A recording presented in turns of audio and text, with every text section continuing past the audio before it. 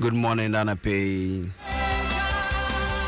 Baby, I would see me if Ribia Medinchia can say the fee Adom Ahengua name at the brow. Dana Pay, me say, me and my memory guns a day. Baby, I will be a Medinchia can say any diffuse Unyankopon Adom Ahengua name edifa Adom 106.3 FM at the brow. Oson for Sofo Eric Ampiaw NE.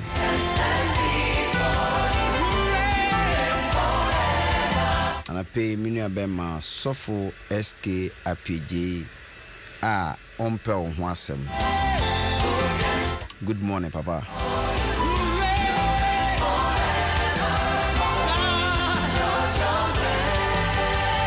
Bia wo team free bia me pese unya enida so bi wo nyame mu se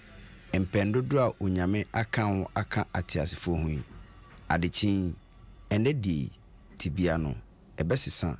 aye papa efri se nyame adechin bia oya ade foforo nti nyame obe ade foforo e wa brabo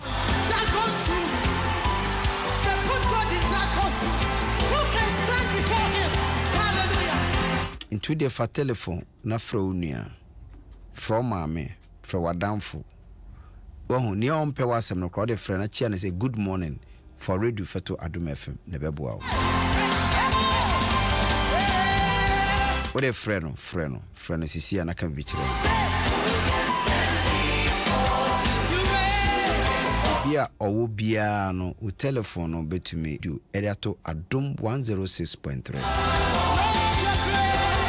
obuo ni eni die kwanso a ode ageme atum e wo fidua no wama me akwaba wama me konwa matena so se obetie me Ewurade enhyira wo onyame enhyira wo fidua nyina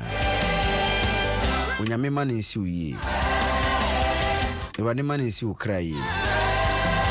Ewurade mfa nkwatenti apomuden wom emfendomo Sanse radio eda Adom 106.3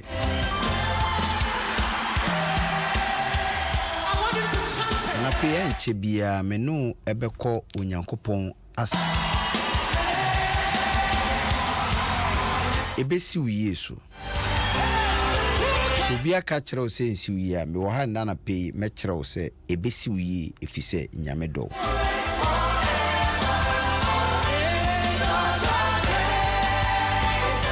Mia ondwin papa ma no onye nyame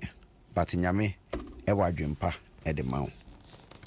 wati ase nti enche bia ye ko onyame asemu na menu nyra nyame asem ebema no etumi esiuye na etumi ewiuye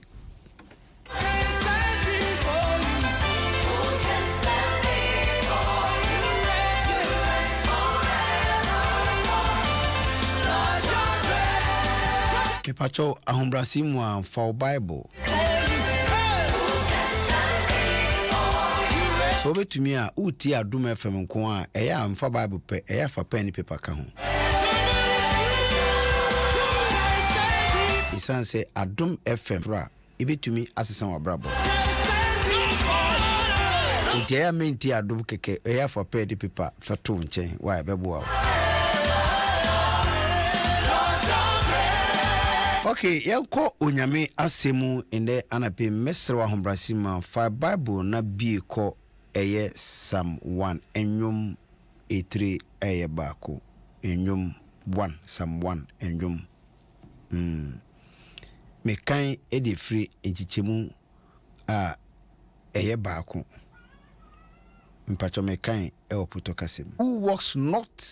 in the counsel of the wicked nor stands in the way of sinners, nor sits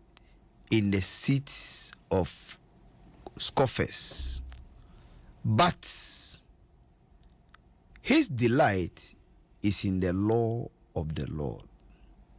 and on his law he meditates day and night. He is like a tree planted by streams of water that yields its fruits in its season. and its leaves does not wither. In all that he does, he prosper. Orofo enana pe me say ni amene wo che tie say you can make the difference. You can make the difference. Ubitumi aman susure insakraibi etumi abem. Wabrabo ebetumi esuyi nyame die eye ne pese ende twosem no ema yehu se nipeku no se ekan abom kra yebenye nipeku ebia mienu atenenefo anase wo mo dwen papa ene mo wo mo dwen bone se wate ase wo mo wo mo dwen papa ene wo mo wo mo dwen bone wiase mu so wabrabo ebesi ye a ejina relationship nipa ene nkitahudi a woni saa nipa no ebenya wohwe asɛm a ɛwa he a trosem no egugum anase ekyerɛkyerɛ enama bi se opese esiwie ɛwa brabom a abrabom yedi emba keke yedi ɛwɔ kwan a wan na one ne nante ɛhe ɛna mukogina ɛhe ɛna mukotena ɛno yɛ wan ɛhe mukotena si wia enkomo ben ɛna mobo afutu ben ɛna unya firi ho adwen ben ɛna unya ɛdi firi ho afutuo abɛboa wa brabo ɛpɔ ben ɛna mobo orofo weye nama ɛhuhia trosem ne kyerɛ yen sɛ ehira enka nia onante ɛwɔ atwitwifo. You see, afutu bia you baby wo a wokwa ekwanya nipa ne obekasa afutu a yede be ma wo eye bone nipa bi wo ha kɔ ne nkyɛn a akwankyiro be ma wo nyina enye papa twosem kyerɛ sɛ me ne wo nyina ye nanti ende ade akyenwi hu ni the kind of person nipa wo ne no eben enu ntu hwɛ edu baby din no bibisa mu se enti me bei why na etu me bei fo why na me bei adamfo enti wo betumi ama wonkita hodie etumi edimu wa brabo ebetumi asesa efi adamfofo a ono monam ti ye won krofo bu wo ho a adechi ni adesan yem plan se yen koye bone yem plan se yen kokumubi yem plan se nipa wo yen ka no asem bone na yen se no Bible kyerɛ sɛ so pese si wi a emfa ho nkobo obi a ɔwɔ adwenbɔne wate ase efeku a saa feku no wo mu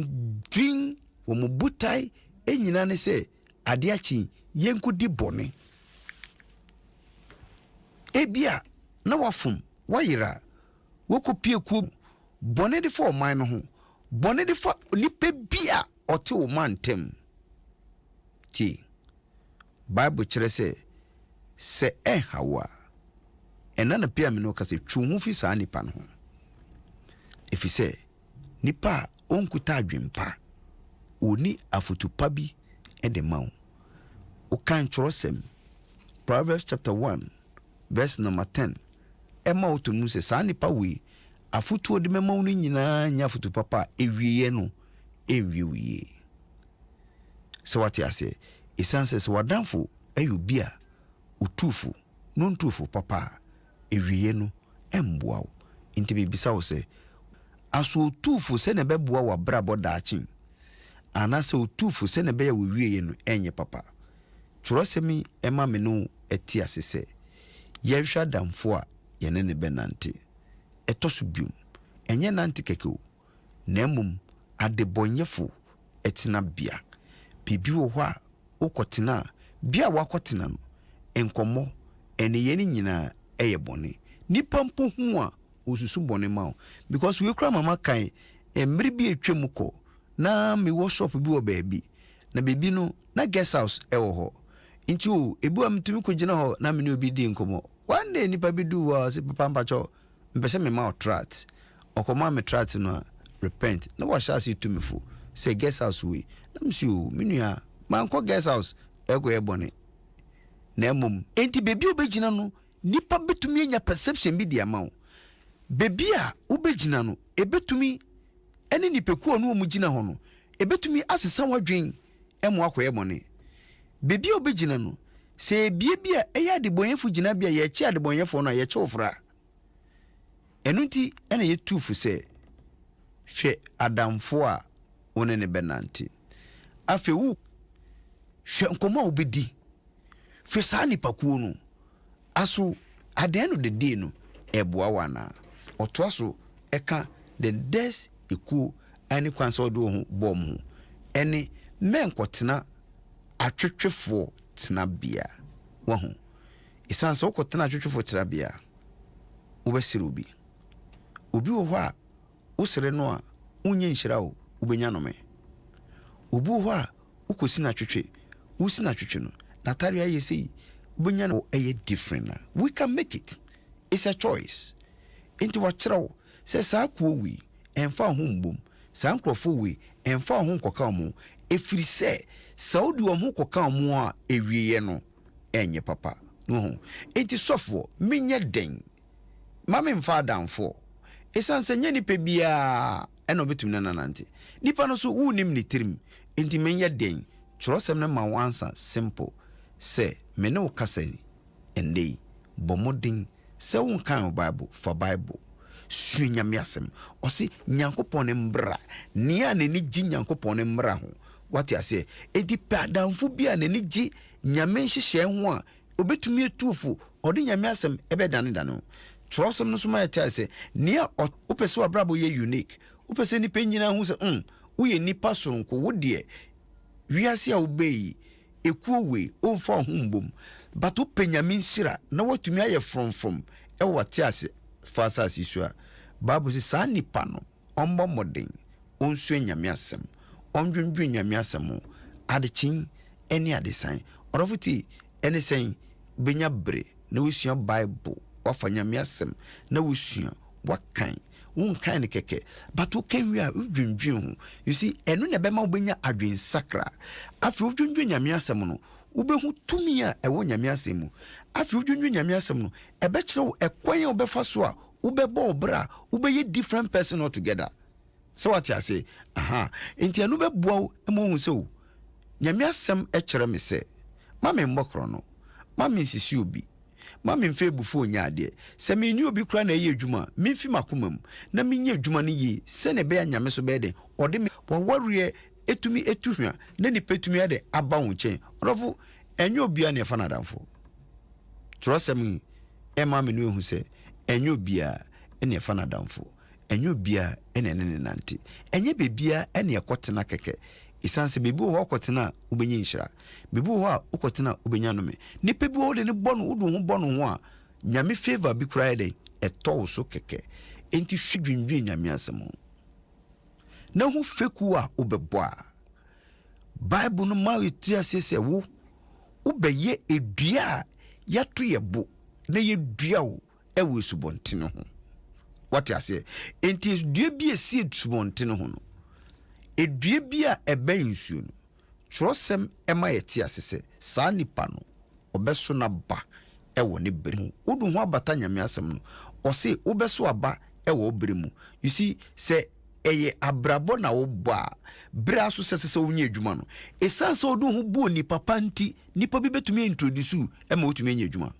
esanse odu ho bo ni papa nti wo na wo ya adwen papa na wo ndi ye nyina ya papa nti ubo sese ba se ba beto abampo a yetumi den yetumi appoint sesa nipa we mama ye nto abamfo ama no se ba ne saa esanse wo ndi ye different enti aware po na sese ware a wo wore bre aso no esan wa brabo usu ni uban enti ema yetumi eden yetumi introduce de mabema anoba ema otumi eden enya ware we etumi buo ose wo utumi eso aba adenti esese bibia obeye no ubetumi aye ewo ne beremu ene ne hihye mu efrise onante adeboyenfo efrise atwetwefo enyo motena bia enye ho ena okọ onfa ho embosa akọ no ose saa nipa odwendwen onyame asem adechin ene adesan no edikan obeso abano ewo ne bremu etoso biom ose na haban empoda bohu edue bi ti sa beda na ne obeye nyina so betumpun what I say whatever he does will prosper into ade bio bi wo wiase mu no wo say ukoso we mu a na etumpun uso we mu a na ekokan ukoye we a na eyeye eti twrosem no ema wo ti ase se feku na obebo haban what I say ebepo ana ahaban na po no twrosem no nche se ahaban keke okasa de fa nipa ho so what I say enti na che se bibia ye bone entumi ye de entumi ento yare bone bi embebo unko enkonya sebra mediu ebesi no me person tell you can make the difference ube man sunsun abem wo bro ni nipa nyina ye den enya adwen baako na unko nante adebonyefo tenabia anase adebonyefo ekwanso adebonyefo kwanso no obetumi aka cho se yenkuku minua kukumu maame na obenyesika fa onua we ko obenyesika obekire se ukwu eduru so a seni sisi a obegina esanse biebi wo ko gina ebetumi aboa wo na dwen hunu se nyame odwene ho nyame ondwene ho keke nyame osan do inti nyame mpese wo bekoko gina bibia eya adebonyefo egina bia so atiase etoso biom nyame odo opewasem opese suyi opese o ma wo nipa soronko inti enko tena atwetwe adwuma na waye but obi twemu a obesere nipa no obetumi ede amane ede abro mede usi no na mpese otiase manyame asem ehu ehia wo na dwendwen nyame asem ho mandwendwen ho keke adechin ni adesan enya napa na njai eimbre nti sua sine bompae sua sine sua nyame asem efrise so we ne saa trosem ma oti asese ubeye nipa surunku isanse busua enya so mfaso ubeso aba ama oman Ghana enya so mfaso ubeye bibia oman ni nyina ebetumi ade aboamu na wo enya de a wahaban bepo no se wade bia wo ye no se be from enti wudwuma ebekoso aye from nia ontena atwetwefo tena bia nia onante adebonyefo ekwanso nia ohwese abribia no bibia bono wo nko gina ho no nko tia futubone na ware etumi yakama ne dwuma etumi tumpun intanape me bae se me no be chenyame asem nemum metufu so behwe ekwan a obefa so a obenanti adamfofo a obefa ebekire nipa banya obeye irwade nhyirawo se ende anapei wonko nante keke wonko nante adebonfo ekwanso na wonko ye bone wonko tena atwetwefo etena bia na wonko si obi atwetwe na obi mpo enkono ema no enye dwuma but irwade nhyira onyame akoa eduye ntem enche bia obete onyame asem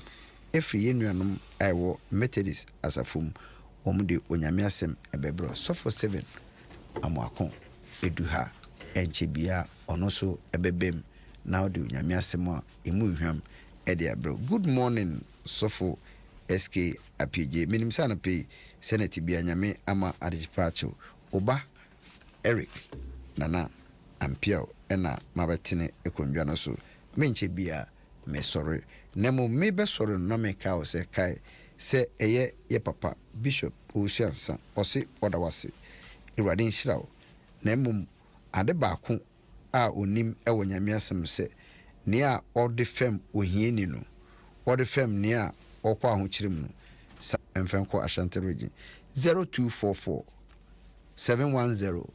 311 0244 710 311. O friend was send KB peso besene. If you want CD up to 10 billion, no peso besene bia send it. Na onke kambwa no nyina embo muntu ambulance emfem kwachom because who ni mo chana bebia usubepi a obehia sa ambulance. So peso ni medi nkomo a pacho betumi afreme. Ewo 024 28 999.